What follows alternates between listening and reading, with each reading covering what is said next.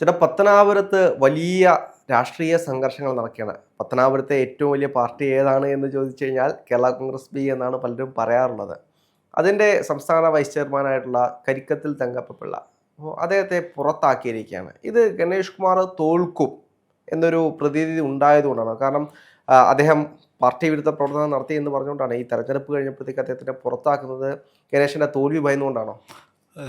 പത്തനാപുരത്തെ ഏറ്റവും വലിയ പാർട്ടി ഏതാണ് എന്ന് ചോദിച്ചാൽ അതിൻ്റെ ഉത്തരം ഇന്ത്യൻ നാഷണൽ കോൺഗ്രസ് എന്നാണ്. കേരള കോൺഗ്രസ് ബി എന്നല്ല. ഇന്ത്യൻ നാഷണൽ കോൺഗ്രസ് എന്നോ അല്ലെങ്കിൽ CPM എന്നോ വേണമെങ്കിൽ പറയാം. BJPയും അത്ര ചെറിയ പാർട്ടിയൊന്നുമല്ല. അവിടെ ഒരു MLA ഇപ്പോൾ കഴിഞ്ഞ കുറേ നാളുകളായി ഈ പത്തനാപുരത്തെ ഇലക്ഷൻ പ്രിഡിക്ഷൻസ് ഒക്കെ കാണുമ്പോൾ ഏതോ ഒരു ചാനലിൽ എനിക്ക് തോന്നുന്നു ബിഗ് ടി വിയിലാണ്, ബിഗ് ടി വിയിൽ സുജയോടൊപ്പം നിന്ന ജേർണലിസ്റ്റ് അവതാരക പറയുന്നത് കേട്ടു. രണ്ട് മുന്നണിയിൽ നിന്ന്, അതായത് UDF നിന്നും LDF നിന്നും ഒരുപോലെ ജയിച്ചു വന്ന MLA ആണ്. അത് UDFൻ്റെയോ LDFൻ്റെയോ കഴിവല്ല. ഗണേഷ് കുമാർ അത്ര വലിയ പ്രബലനാണ് പത്തനാപുരത്ത്, അതുകൊണ്ടാണ് എന്ന്. PC ജോർജ് പൂഞ്ഞാറിൽ സ്വതന്ത്രനായി മത്സരിച്ചതുപോലെ സ്വതന്ത്രനായി മത്സരിക്കാനുള്ള കപ്പാസിറ്റി ഗണേഷ് കുമാറിനുണ്ടോ എന്ന് ചോദിച്ചാൽ ഇല്ല എന്ന് തന്നെയാണ് ഉത്തരം.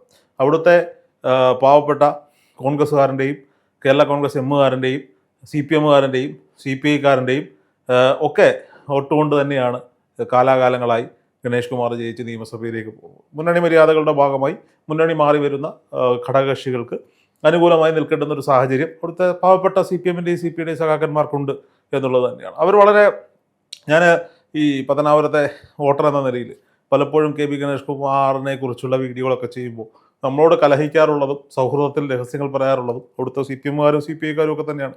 അവരും ഒരു പരിധി വരെ മടുത്തു എന്നുള്ളതാണ്. പക്ഷേ ആത്മാർത്ഥതയുള്ള കമ്മ്യൂണിസ്റ്റുകാരെ സംബന്ധിച്ചിടത്തോളം വീണ്ടും ഒരു കമ്മ്യൂണിസ്റ്റ് സർക്കാർ അധികാരത്തിലേക്ക് എത്തണമെന്ന അതിയായ ആഗ്രഹം കൊണ്ട് അവർ ഈ വിഴുപ്പ് ചുമക്കാൻ തയ്യാറാകുന്നു എന്നുള്ളത് മാത്രമാണ് അവരുടെ നിലപാട്. ഞാൻ വോട്ട് ചെയ്യാൻ പോയപ്പോൾ, പത്തനാപുരത്ത് ഞാൻ വോട്ട് ചെയ്ത് ഇറങ്ങി വന്നപ്പോൾ അവിടുത്തെ DYFIയുടെ ഒരു സമ്പന്നരായ നേതാവുമായിട്ട് സംസാരിക്കുന്നു. നമുക്ക് ഈ രാഷ്ട്രീയത്തിനപ്പുറത്തേക്ക് സൗഹൃദങ്ങൾക്ക് വില കൊടുക്കുന്നവരായതുകൊണ്ട് തിരിച്ചാ സ്നേഹവും ബഹുമാനവും അങ്ങോട്ടും ഇങ്ങോട്ടും കാത്തു സൂക്ഷിക്കുന്നവരാണ് നമ്മളൊക്കെ. അപ്പോൾ ആ DYFIയുടെ നേതാവ് എന്നോട് പറഞ്ഞത്, ചേട്ടാ ഞങ്ങളൊക്കെ മടുത്തിരിക്കുകയാണ്. കാരണം ഇവരുടെ ഈ പാർട്ടി വളരുന്നതനുസരിച്ച് നഷ്ടങ്ങൾ ഉണ്ടാകുന്നത് CPMനും CPIക്കും കോൺഗ്രസിനും BJPക്കും ഒക്കെ തന്നെയാണ്. അതായത് ഇതിൽ സംഘടനാ വിരുദ്ധ പ്രവർത്തനങ്ങളോ കുൽസിത പ്രവർത്തനങ്ങളോ ഒക്കെ ചെയ്ത് പുറത്താക്കുന്നവർക്കെല്ലാം ചെന്ന് അടിയാനുള്ള ഒരിടമായി കേരള കോൺഗ്രസ് ബി പത്തനാപുരത്ത് മാറിയിരിക്കുന്നു എന്നുള്ളതാണ്.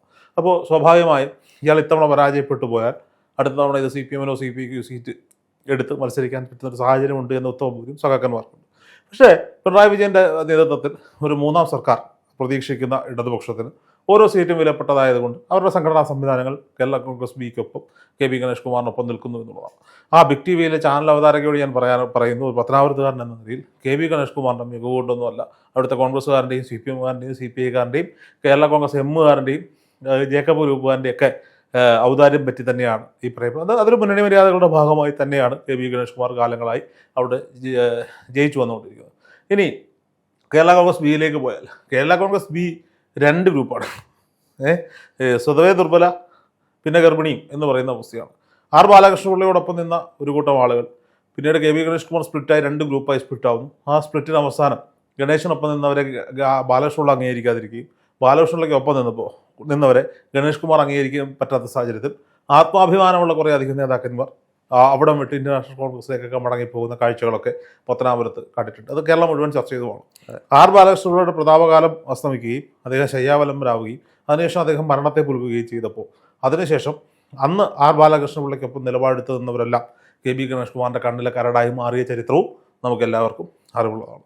കാലാകാലങ്ങളായി അത്തരത്തിലുള്ള ആളുകളെ ഓരോ പേര് പറഞ്ഞ് ഒതുക്കിക്കൊണ്ടിരിക്കുന്ന പാർട്ടിയാണ് കേരള കോൺഗ്രസ് ബി. കരിക്കത്തിൽ തങ്കപ്പപിള്ള എന്ന് പറയുന്ന കേരള കോൺഗ്രസ് ബിയുടെ നേതാവിലേക്ക് വന്നാൽ അദ്ദേഹത്തെ കേരള കോൺഗ്രസ് ബിയിലുള്ള പാർട്ടിക്കാരനാണെങ്കിലും അദ്ദേഹത്തെ പത്തനാപുരത്തുകാരെല്ലാം അറിയപ്പെടുന്നത് ഇളമ്പൽ സർവീസ് സഹകരണ ബാങ്കിൻ്റെ പ്രസിഡന്റ് എന്ന നിലയിലാണ്. പതിറ്റാണ്ടുകളായി കേരളത്തിൽ നല്ല രീതിയിൽ പ്രവർത്തിക്കുന്ന സഹകരണ ബാങ്കുകളിലൊന്നാണ് ഇളമ്പൽ സർവീസ് സഹകരണ ബാങ്ക്.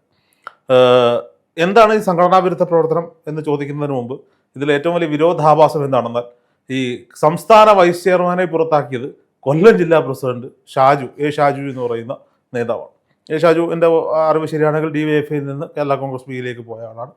അദ്ദേഹം കൊട്ടാരക്കര നഗരസഭയുടെ ചെയർമാനായിരിക്കുന്ന സമയത്ത് ഒരുപാട് നല്ല കാര്യങ്ങളും നല്ല പ്രവർത്തനങ്ങളും ഒക്കെ ചെയ്തിട്ടുള്ള മനുഷ്യനൊക്കെയാണ്. ഇപ്പം ഞാൻ പറഞ്ഞുതരാം, ഈ കൊട്ടാരക്കര ശ്രീധരൻ പിള്ളയുടെ കൊട്ടാരക്കര തമ്പുരാൻ്റെയും ഒക്കെ പ്രതിമ സ്ഥാപിക്കുന്നതുമായി ബന്ധപ്പെട്ട് വലിയ വിവാദങ്ങളൊക്കെ ഉണ്ടായി. അവിടെ ക്ഷേത്ര ഭൂമിയാണെന്നൊക്കെ പറഞ്ഞ് ക്ഷേത്രോപദേശ സമിതിയോടത്ത് സംഘപരിവാർ ശക്തികളൊക്കെ അതിനെ എതിർക്കുകയൊക്കെ ചെയ്തപ്പോൾ നമ്മളൊക്കെ ഷാജു മെമ്പറുടെ പ്രവർത്തനങ്ങളെ കൈയടിച്ചവരാണ്. അദ്ദേഹം അത് ചെയ്യേണ്ടുന്നത് തന്നെയാണ് എന്ന് പറഞ്ഞവരാണ്.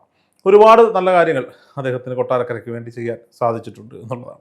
പ്രത്യേകിച്ച് ബാലകൃഷ്ണപിള്ളയുടെ പാർട്ടിയിൽ, അതുപോലെ ബാലകൃഷ്ണപിള്ളയുടെ പാർട്ടിയല്ല, കെ വി ഗണേഷ് കുമാറിൻ്റെ പാർട്ടിയിൽ പ്രവർത്തിക്കുമ്പോൾ കെ വി ഗണേഷ് കുമാർ പറയുന്നത് ചെയ്യാൻ മാത്രമേ അവർക്കൊക്കെ നിവൃത്തിയുള്ളൂ.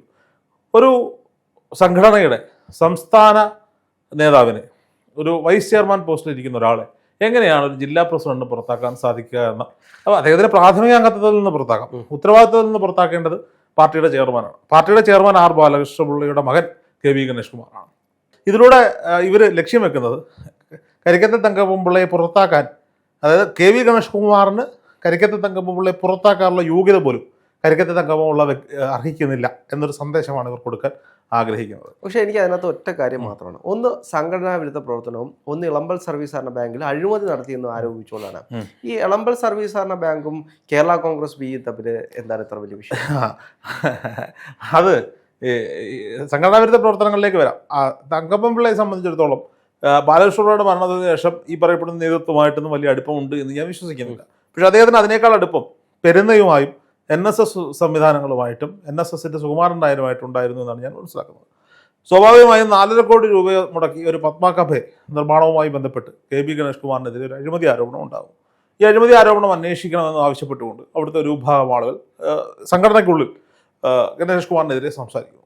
അതിന് പ്രതികാരം ചെയ്തത് ആ പ്രതിഷേധ സ്വരം ഉയർത്തിയ ആളെ, അയാൾ പട്ടാഴി ദേവീക്ഷേത്രത്തിൽ ഉദ്ദേശസമിതി അംഗം കൂടിയായിരിക്കുന്ന മനുഷ്യനെ ക്ഷേത്രത്തിൽ ഉത്സവ സ്ഥലത്തിട്ട്, അതും കേരള കോൺഗ്രസ് ബിയുടെ നേതാവായിരിക്കുന്ന മനുഷ്യനെ, NSSന്റെ നേതാവായിരിക്കുന്ന മനുഷ്യരെ, ഉപദേശസമിതി അംഗമായിരിക്കുന്ന ഒരു മനുഷ്യരെ ജനങ്ങൾക്ക് നടുവിലിട്ട് കേരള കോൺഗ്രസ് ബിയുടെ ഗുണ്ടകൾ ആക്രമിക്കുന്ന ഒരു സാഹചര്യം ഉണ്ടാകും.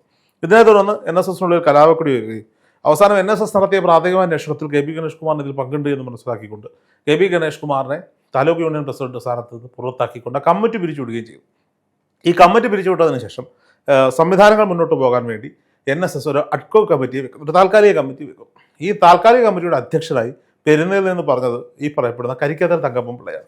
അപ്പോൾ സ്വാഭാവികമായും കെ വി ഗണേഷ് കുമാറിനേക്കാൾ മമതയും കൂറും കൂടുതൽ NSSനോടുള്ളതുകൊണ്ടും ന്യായം NSSന്റെ ഭാഗത്തായതുകൊണ്ടും കരിക്കത്തൽ തങ്കപ്പൻപിള്ള ആ ഉത്തരവാദിത്തം ഏറ്റെടുക്കുകയും പിന്നീട് ബാക്കിയുള്ള പ്രവർത്തകർക്കോടൊപ്പം പത്രസമ്മേളനം വിളിച്ചപ്പോൾ കെ വി ഗണേഷ് കുമാർ ചെയ്ത NSSനോട് ചെയ്ത മോശം പ്രവർത്തകർ മാധ്യമങ്ങൾക്ക് മുന്നിൽ കരിക്കത്തൽ തങ്കപ്പൻപിള്ള വിളിച്ചു പറയുകയും ചെയ്തു. സത്യം പറഞ്ഞു എന്നുള്ളതാണ് ഈ പറയപ്പെടുന്ന സംഘടനാ വിരുദ്ധ പ്രവർത്തനം എന്ന് പറയുന്നത്. പിന്നീട് ഇലക്ഷൻ എടുത്ത സമയത്ത് കരിക്കത്തൽ തങ്കപ്പൻപിള്ളയുടെ വായടപ്പിക്കാൻ കേരള കോൺഗ്രസ് ബിക്കാർക്ക് സാധിച്ചു എന്നുള്ളത് മറ്റൊരു സത്യമാണ്. അതിന് പിന്നിൽ കരിക്കത്തൽ തങ്കപ്പൻപിള്ളയെ കാട്ടിയ പേപ്പർ എന്താണ് എന്ന് കാലം പുറത്തുവിടട്ടെ.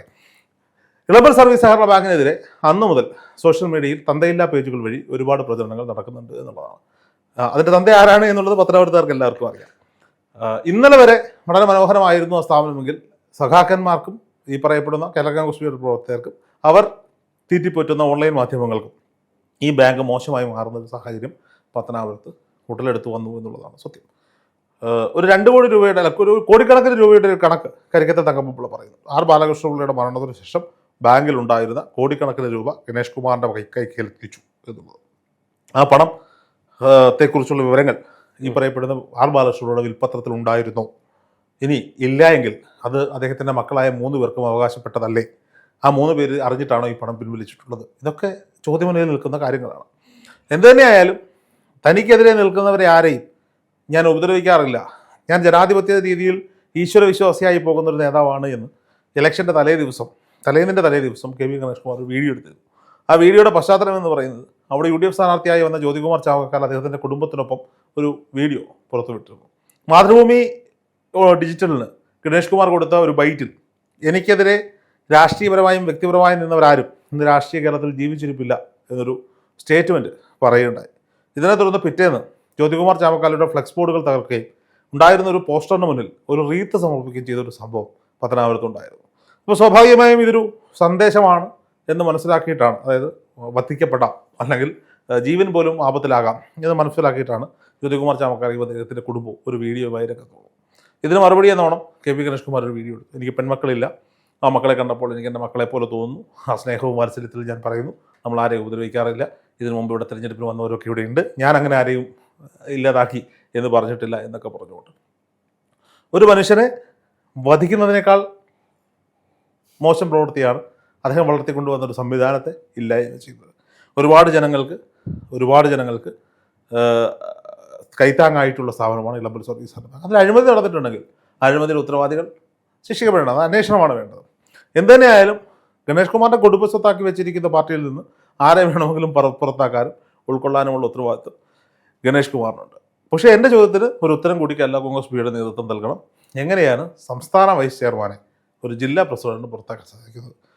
അത് ജില്ലാ പ്രസിഡന്റിനോടുള്ള എല്ലാ വിധത്തിലുള്ള സ്നേഹവും ബഹുമാനവും നിലനിർത്തിക്കൊണ്ടാണ് ഞാൻ ഈ ചോദ്യം ഉന്നയിക്കുന്നത്. അല്ല, സംസ്ഥാന പ്രസിഡന്റ് അവിടെ പ്രസംഗിച്ച വേളയിൽ അദ്ദേഹം പറഞ്ഞിരുന്നു, എൻ്റെ അച്ഛൻ്റെ സമ്പാദ്യം അല്ലെങ്കിൽ അച്ഛൻ കൊടുത്തത്, എൻ്റെ അച്ഛൻ്റെ എച്ചിൽ പട്ടികയിലാണ് എല്ലാവരും, എച്ചിൽ തിന്നവരാണ് ഇവരെല്ലാവരും എന്നുള്ളത്. അത് പറഞ്ഞത് ആരെയാണെന്ന് എല്ലാവർക്കും അറിയാം. ഇപ്പോൾ പുറത്താക്കിയ ആളെ തന്നെയാണ് പറഞ്ഞത്. ഈ പുറത്താക്കിയില്ലെങ്കിലും അദ്ദേഹം രാജിവെച്ച് പോകാനുള്ള തയ്യാറെടുപ്പിലായിരുന്നു എന്നാണ് ഞാൻ മനസ്സിലാക്കുന്നത്. അദ്ദേഹം രാജിവെക്കുന്നതിന് മുമ്പ് ഒരു പുറത്താക്കൽ നാടകവുമായി വന്നു എന്നുള്ളതാണ്.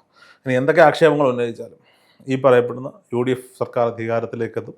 മെയ് 4-ാം തീയതിയോടുകൂടി അതിനുള്ള തീരുമാനത്തിലേക്ക് എത്തുകയും അധികാരത്തിലെത്തിയാൽ ഈ ഇളമ്പൽ സർവീസ് സഹകരണ ബാങ്കുമായി ബന്ധപ്പെട്ട അഴിമതി ആരോപണം ഉണ്ടെങ്കിൽ UDFൻ്റെ സർക്കാർ അത് അന്വേഷിക്കുകയും ഇനി അഴിമതി ആരോപണം ഇല്ലെങ്കിൽ ഇവർക്കെതിരെ വ്യാജ പ്രചരണം നടത്തി ഒരു ധനകാര്യ സ്ഥാപനത്തെ തകർക്കാൻ ശ്രമിക്കുന്ന ആരായാലും അവർക്ക് കത്രിക പൂട്ടിട്ട് പൂട്ടും എന്ന കാര്യത്തിൽ യാതൊരുവിധമായ സംശയവും വേണ്ട.